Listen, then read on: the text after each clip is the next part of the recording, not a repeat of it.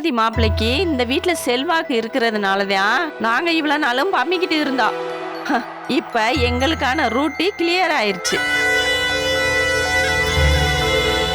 இனிமே இந்த வீட்டுல ஒரே ஒரு ஆட்டம் தான். கண்ணம்மாவா அஞ்சலியா?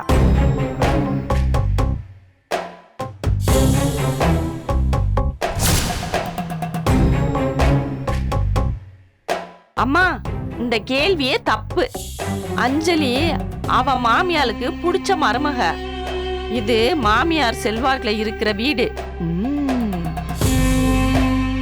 எதையோ குளிப்பாட்டி நடு வீட்டுல வச்சது மாதிரி உங்க புத்திய காட்டுறீங்களே.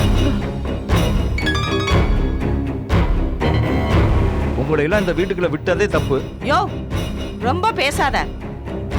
இந்த வீட்ல நீ ஒரு பொண்ணை கட்டி கொடுத்திருக்க, நான் ஒரு பொண்ணை கட்டி கொடுத்திருக்கேன். சூப்பர்க்கா. இந்த ஆங்கிள் நான் யோசிச்சு பார்க்கவே இல்லையே. கண்ணம்மா மாமாவோட பொண்ணு, அஞ்சலி உன் பொண்ணு. சபாஸ், இது நல்லா இருக்கே. பின்ன என்னடா தேவையில்லாம வந்து சண்டை இழுத்துக்கிட்டு இருக்காரு? எது தேவையில்லாத சண்டை? இங்க பாரு, அந்த அம்மா கண்ணம்மாவை அந்த பேச்சு பேசிச்சுல்ல. நீ கண்ணம்மாவை சப்போர்ட் பண்ணலைனாலும் பரவாயில்ல, அமைதியா இருந்திருக்கலாம்ல. அதை விட்டு அவங்க கூட சேர்ந்துக்கிட்டு நீ அந்த திட்டு திட்டுற. மாப்பிள, சும்மா தையா தக்கான்னு குதிக்காதீங்க. அவ மட்டும் மண்டபம் வாசல்ல மிதிக்காம இருந்திருந்தானா கல்யாணம் எந்த சிக்கலும் இல்லாம சுமூகமா முடிஞ்சிருக்கும். அந்த கண்ணம்மா வந்ததுனாலதான் கைய காலை புடிச்சு கல்யாணத்தை நடத்த வேண்டியதா போச்சு. அட பாவிங்களா, நன்றி கட்ட ஜென்மங்களா, நீங்க எல்லாம் விளக்குவீங்களா? அவ இருந்ததுனாலதான் இந்த கல்யாணமே நடந்துச்சு. அவ மட்டும் இல்லைன்னு வச்சுக்கோங்க, அஞ்சலி இந்த வீட்டு படியேறி இருக்கவே முடியாது. இந்த கல்யாணமே கண்ணம்மா போட்ட பிச்சை. ரொம்ப நல்லா சொன்னையா. பிச்சைக்காரியே இன்னொருத்திக்கு பிச்சை போறாளாம். அது எப்படியா முடியும்?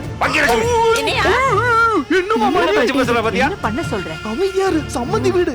கையெல்லாம் நீட்டுற. இங்க பாரு, திடீர்னு யாராவது வந்து இந்த தொலைச்சிட்டா என்ன ஆகுறது? இப்படி கண்ட இடத்துல கையெல்லாம் வாங்க கூடாது. நம்ம வீரத்துக்கு தக்கதான் சத்தம் வெளியே வரணும். புரியுதா? புரியுதா?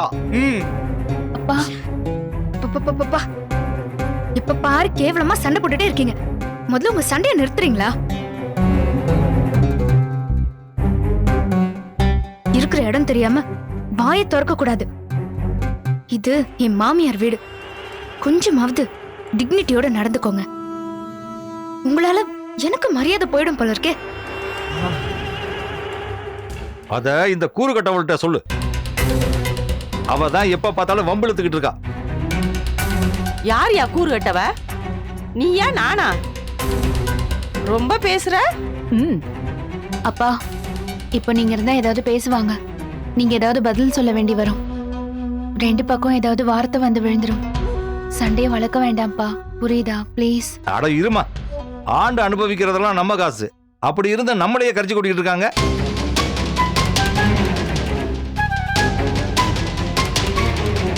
இந்த வெத்தலை போடுற கிளவி வந்ததுல இருந்து வீடே ஒரே சண்டையும் சச்சரவுமா இருக்கு. ஆமா, இவரு தண்டியல் போட்டு வாழ்ந்தாரு, நாங்க இவரை தரை இறக்கி விட்டுட்டோம். இத பாருங்க மாப்பிள, எக்கு தப்பா பேசிட்டு இருந்தீங்கன்னா எனக்கு கடுப்பாயிடும். நான் பகடையை உருட்டினேன்னு வைங்க, நீங்க என் முன்னாடி நிக்கவே முடியாது. பாட்டி, கொஞ்சம் வாயை மூடுறியா? அப்படி போட்டனா பாரு. நீங்க சண்டை போடுறது என் மாமியார் காதுல விழுந்துச்சுன்னு வச்சுக்கோ, அப்படியே குண்டு கட்ட தூக்கி போட்டுருவாங்க. அப்பா, நீங்க வாங்கப்பா, நம்ம போலாம். இவங்க எப்பவுமே இப்படிதானே, தெரிஞ்சது தானே. எதுக்கு இதுக்கு போய் டென்ஷன் ஆகுறீங்க? வாங்க. இல்லம்மா, இவங்கள வாங்கப்பா, சொல்றேன்ல, வாங்க போலாம். ஆமா, ஊர் உலகத்துல இல்லாத அப்பே மக, சொல்லு பொறுக்காத சோழராசே மக மல்லு கட்டி இழுத்துட்டு போறாளாம். அடியே அஞ்சலி, நல்லா பாத்துக்கடி. அவளுக்கு நம்ம முன்னாடி நின்னு பேசுற அளவுக்கு கொழுப்பு ஏறி போயிருக்கு. அத நீ தான் அடக்கணும். அம்மா, அவளதான் கொஞ்சம் வாழ விட. இத பார் அஞ்சலி, இவங்க சொல்லுக்கெல்லாம் மயங்காத. அழக மதிக்கிற வரைக்கும் தான் உன் மாமியார் உன் பக்கத்துல இருப்பாங்க. குணத்தை மதிக்க ஆரம்பிச்சாங்க, அவ்வளவுதான். கண்ணம்மா பக்கம் சாஞ்சிருவாங்க. அப்புறம் உன்னோட நிலைமை ரொம்ப மோசமாயிடுமா. அடைச்சி நகரு. புரியுதுக்கா, என்ன வெளியே போக சொல்ற அவ்வளவுதானே, போயிடுறேன். டேய் நான் உள்ள போறேன்டா. தள்ளு தள்ளுடானா. அடக்கி வச்சுட்டு தான் இவ்வளவு நேரம் பேசிக்கிட்டு இருந்தியா? அஞ்சலி, நீ எப்பவுமே அம்மா அக்கா பேச்ச கேட்கணும். பேசாம இருக்கீங்களா?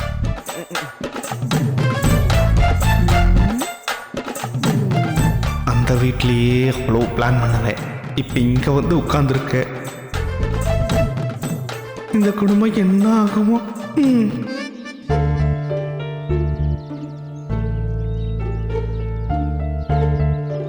அப்பா இந்த பாலை குடிங்கப்பா. இப்ப எதுக்குமா? எதுவுமே சாப்பிடாம இருக்கீங்களேப்பா, குடிங்க. குடிங்கன்றல்ல. எதுக்கு இவ்வளவு வேதனைப்படுறீங்க? உனக்கு புரியாதுமா. ஒவ்வொருத்தரும் பேசுற பேச்ச கேட்டுக்கிட்டு ஒவ்வொருத்தரும் நடந்துக்கிறத பார்த்துக்கிட்டு அமைதியா இருக்கிறது முடியாத காரியம்மா. உன்னை பத்தி பேசுறப்ப அப்படியே கிண்ணுன்னு கோபம் தலைக்கு ஏறுதுமா. பேசுறவங்க பேசிட்டு தான் இருப்பாங்க, அதுக்கு நாம என்னப்பா பண்ண முடியும்? நான் இப்படி ஒரு நேரத்தோடையும் நிறைய துரதிருஷ்டத்தோடையும் பிறந்திருக்கேன். அந்த துரதிருஷ்டத்துக்கு மத்தியில கொஞ்சம் அதிர்ஷ்டம் இருந்ததுனாலதான் பாரதி மாமாவோட அன்பு கிடைச்சிருக்கு. அந்த அன்பு மூலமாதான் இப்படி ஒரு வீட்டுல எனக்குன்னு ஒரு இடம் கிடைச்சிருக்குப்பா. நீ நல்லா இருக்கின்ற நினப்பு இருந்ததுமா, அது நிம்மதியாவும் இருந்தது. மாமியார் பிரச்சனை காலப்போக்கில் சரியா போயிடும்னு நினைச்சேன். இப்ப மாமியார் பிரச்சனை காணாதுன்னு நீயே புதுசா ஒரு சிக்கலை தேடிக்கிட்டியம்மா. என்னப்பா சொல்றீங்க? அஞ்சலியை தாமா சொல்றேன். ஒரு வயித்துல பிறந்த பொண்ணுங்க கூட ஒரே வீட்டுல ஒத்துமையா வாழ முடியாது. ஆனா அஞ்சலி உனக்கு சித்தி பொண்ணு. அதுவும் இல்லாம தான் ஒரு பேரழகின்னு கர்வம் இருக்கிற பொண்ணு. அதுலயும் காதலிச்சு கல்யாணம் பண்ணவ. இதுல வேற மாமியார் தயவு இருக்குங்கிற இருமாப்பு வேற அவளுக்கு. இப்படி இருக்கிறவ உன்னை என்னெல்லாம் பாடுபடுத்துவாளோன்னு நினைச்சு பாக்குறப்ப என் நெஞ்சு கொதிக்குதுமா. உன்னை கண்டாலே பிடிக்காத மாமியாரு, உன்னை காண தெரிக்க விடக்கூடாதுன்னு கங்கணம் கட்டிக்கிட்டு இருக்கிற தங்கச்சி, ரெண்டு பேரும் ஒண்ணு சேர்ந்தா என்ன ஆகுமோன்னு பயமா இருக்குமா. என்னை பத்தி இவ்ளோ கவலைப்படுறீங்களாப்பா? காய்ச்ச மரம் கல்லடி படும், கல்லடிப்பட்ட மரம் திருப்பி அடிக்க முடியாதுல்ல. இதுதான் நமக்கு விதிச்சதுன்னு இருக்கணும். வரப்போற வழியை நினைச்சு அழக்கூடாதுப்பா. இங்க பாருங்க, நீங்க எதுக்கும் கவலைப்படாதீங்க. நான் சிரிச்சுக்கிட்டே தான் இருப்பேன். கல்லால் அடிக்கிறவங்க களை படைஞ்சு ஓயிற வரைக்கும் நான் சிரிச்சுக்கிட்டே தான் இருப்பேன்ப்பா. அதுக்கு இல்லம்மா, உன்னை சப்போர்ட் பண்ணி பேசின ஒரே காரணத்துக்காக பெத்த பொண்ணு அள வச்சு வெளியே அனுப்புனதை என் கண்ணால பார்த்ததுக்கு அப்புறம் எனக்கு இன்னும் பயம் அதிகமாகுதுமா. அப்படி இருக்கும்போது இந்த வீட்டில் இருக்கிற மற்றவங்க கூட உனக்காக பறிஞ்சு பேசுறதுக்கு பயப்படுவாங்கம்மா. இத சந்தர்ப்பமா பயன்படுத்தி அஞ்சலி உன்னை ஒரு வழி பண்ணிடுவாம்மா.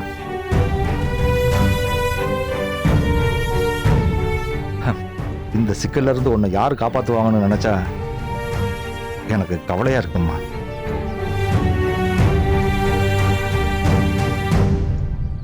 மனசை கல்லாக்கிட்டு நான் இந்த வீட்டை விட்டு போயிடலாம். ஆனா இந்த வீட்டை விட்டு போனதுக்கு அப்புறம் என் மனசு இந்த வீட்டையே தான் சுத்திக்கிட்டு இருக்கோம்.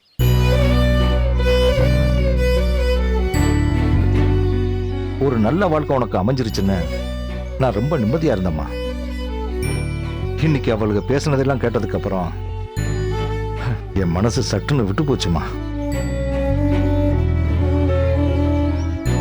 எனக்கு என்ன பண்றதுனே தெரியலம்மா. இந்த சங்கடத்துல இருந்து எது காப்பாத்தும்? யார் காப்பாத்துவா?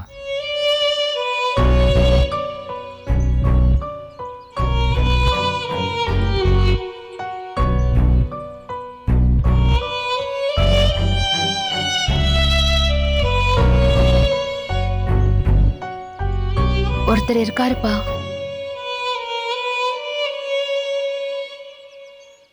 என் மாமா இருக்காரு, பாரதி மாமா.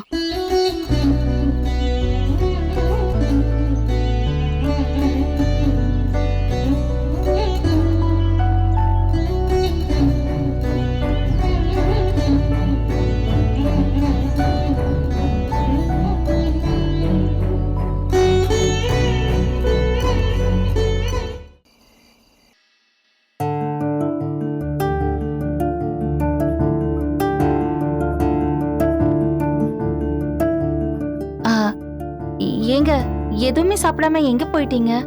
என் ட்ரெஸ் எல்லாம் எடுத்து வச்சு பேக் பண்ணிக்கிட்டு இருந்தேன். ட்ரெஸ் எடுத்து வச்சீங்களா? ஏதாவது ட்ரிப் போறீங்களா? இல்ல. சொந்த ஊருக்கு ஏதாவது போறீங்களா? இல்ல ஏதாவது மீட்டிங்கா? இல்ல ட்ரெஸ் எடுத்து பேக் பண்ற அளவுக்கு என்ன அவசரம்? ஒரு பாதுகாப்புக்கு தான்.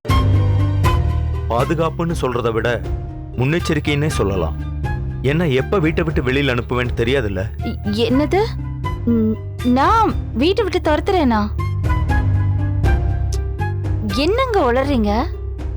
இது உங்க வீடு. உங்க வீட்டை விட்டு நான் எதுக்கு துரத்த போறேன்? ஏன் வீடா? அப்படின்னா இது ஸ்ருதியோட வீடும் கூட. என்னை விட 10 மாசம் சுமந்து பெத்த அவளுக்கே இந்த கதினா நான் யாரோ பெத்த புள்ள. நான் ஏமாத்திரம். ஸ்ருதி யாருங்க? நம்ம பொண்ணு. எப்போ வரைக்கும்? கல்யாணம் வரைக்கும் தாங்க. கல்யாணம் முடிஞ்சு புருஷன் வீட்டுக்கு போயிட்டான்னா அதுக்கப்புறம் அவ புருஷன் வீடு தான் அவளோட வீடு.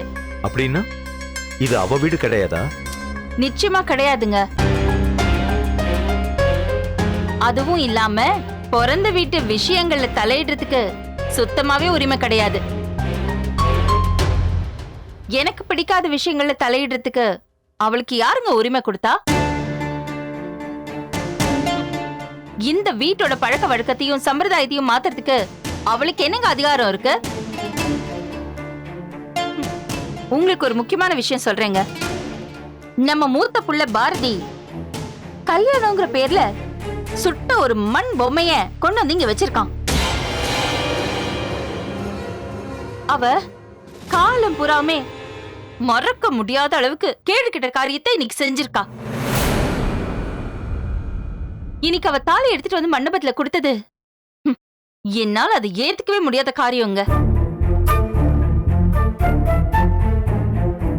நான் அந்த செய்கையை செஞ்சது யாருன்னு பாக்கல, அந்த செய்கையை செய்ய வச்சது யாருன்னு தான் பார்த்தேன். கையில தாலிய கொடுத்து மண்டபத்துக்கு வர வச்சது யாருன்னு தாங்க பார்த்தேன். அது நம்ம பொண்ணு ஸ்ருதி. சந்தோஷ சௌந்தர்யா, ரொம்ப சந்தோஷம். நம்ம பொண்ணுங்கிறத ஒத்துக்கிட்டியே. இல்ல,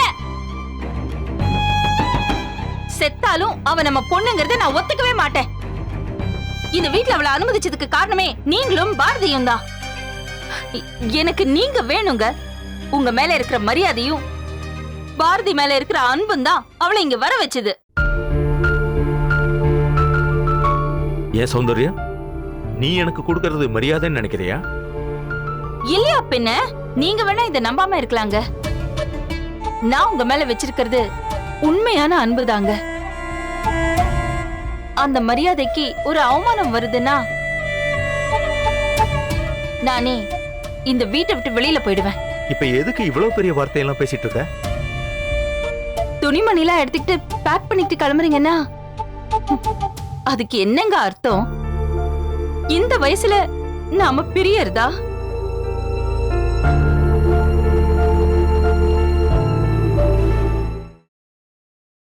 துணிமணிலாம் எடுத்துக்கிட்டு பேக் பண்ணிட்டு கிளம்புறீங்கன்னா அதுக்கு என்னங்க அர்த்தம்? இந்த வயசுல நாம பிரியறதா? அந்த அளவுக்கெல்லாம் நான் யோசிக்கல. யோசிக்கணுங்க. ஒரு வார்த்தையை பேசுறதுக்கு முன்னாடி நிறைய யோசிக்கணும். உங்களுக்கு உங்க பொண்ணை வீட்டை விட்டு துரத்திட்டேனேன்னு உங்களுக்கு வருத்தம். ஆனா உங்க பொண்ணு என்ன பண்ணார் தெரியுமா?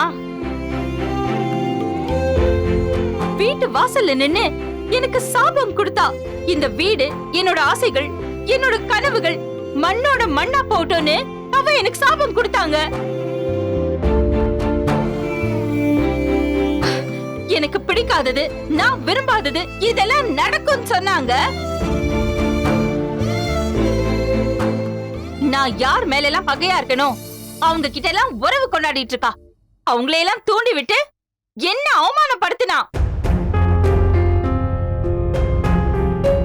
இனிமே அவ வேண்டான்னு முடிவெடுத்துதான் அவளுக்கு கொடுக்க வேண்டிய சொத்தை விட அதிகமா சொத்தை பிரிச்சு அவ மூஞ்சிலே தூக்கி எறிஞ்ச. ஆமாவா இல்லையா? சரி, இவ்ளோ செஞ்சவள வீட்டுக்கு கூப்பிடுங்க, கல்யாணத்துக்கு அழைக்கணும்னு பாரதி சொன்னாங்கிறதுக்காக நானே என் மனசை மாத்திக்கிட்டு அவளுக்கு போன் பண்ணி கூப்பிட்டேன்.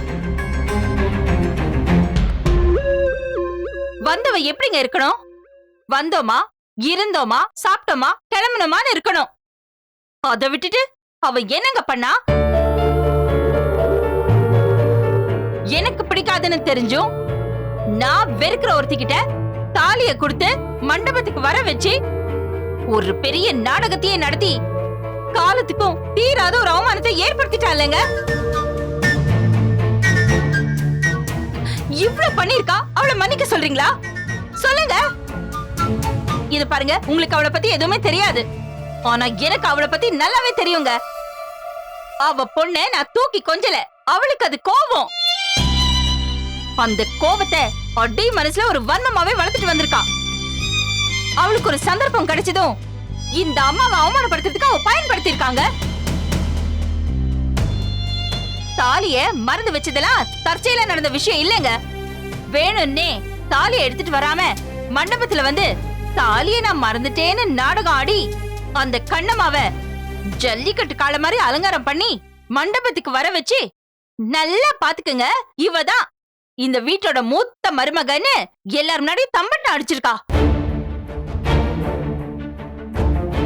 இத திட்டமிட்டே என்ன அவமானப்படுத்துறதுக்காக தான் இதெல்லாம் செஞ்சிருக்காங்க. அவளை எதுக்குங்க நான் மன்னிக்கணும்? அவளை எதுக்குங்க நான் இந்த வீட்டுல சேர்த்துக்கணும்? இந்த மாதிரி விஷப்பூச்சிங்கெல்லாம் இந்த வீட்டுல இருக்க கூடாதுன்ற ஒரே ஒரு காரணத்துக்காக தான் அவளை வீட்டை விட்டு துரத்துனேன்.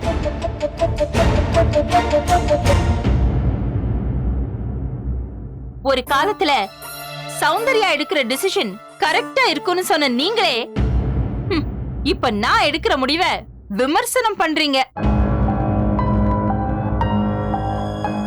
ஒவ்வொரு தடவையும் என் பக்கம் இருக்கிற நியாயத்தை நானே எடுத்து சொல்ற நிலைமைக்கு என்ன தள்ளி விட்டுட்டீங்க.